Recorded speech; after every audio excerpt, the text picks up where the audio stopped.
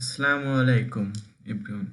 আমাদের কিবোর্ডে কিছু সমস্যা হয়ে থাকে, যেমন এই কিবোর্ডে এই U I O P J K L M এই বাটনগুলো ঠিকমতো কাজ করে না। এগুলো চাপলে নাম্বার চলে আসে। যেমন আমি আপনাদের সামনে চেপে দেখাই।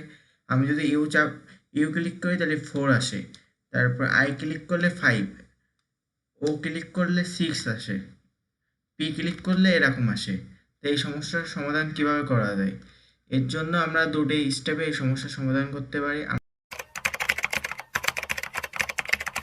আমরা যদি ফার্স্ট স্টেপে দেখি, এই সমস্যার সমাধানের জন্য মাউসের লেফট বাটন ক্লিক করে আমরা চলে যাব ডিভাইস ম্যানেজারে চলে যাব। ডিভাইস ম্যানেজারে চলে যাওয়ার পর এটা ডিভাইস ম্যানেজার আছে, আমি এটা ম্যাক্সিমাইজ করে নিলাম। নেওয়ার পর আপনি কিবোর্ডের এই তিনটারে আপডেট দিয়ে দেবেন।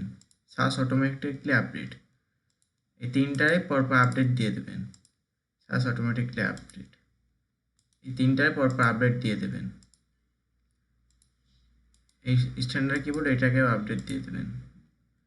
সব করে আপডেট দেওয়ার পর এই প্রথম স্টেপে যদি আপনার সমস্যার সমাধান না হয় তাহলে কি করবেন?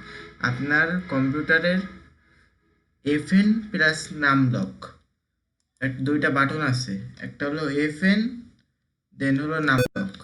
এই দুইটা বাটন একবার ক্লিক করবেন। ক্লিক করলে দেখবেন আপনার কম্পিউটারে এই সমস্যার সমাধান হয়ে গেছে। এখন আমার কম্পিউটার সমস্যার সমাধান হয়ে গেছে, যে JKL UUIO এই সমস্যার সমাধান হয়ে গেছে। আপনারাও করেন, দেখবেন আপনার কম্পিউটার সমস্যার সমাধান হয়ে গেছে।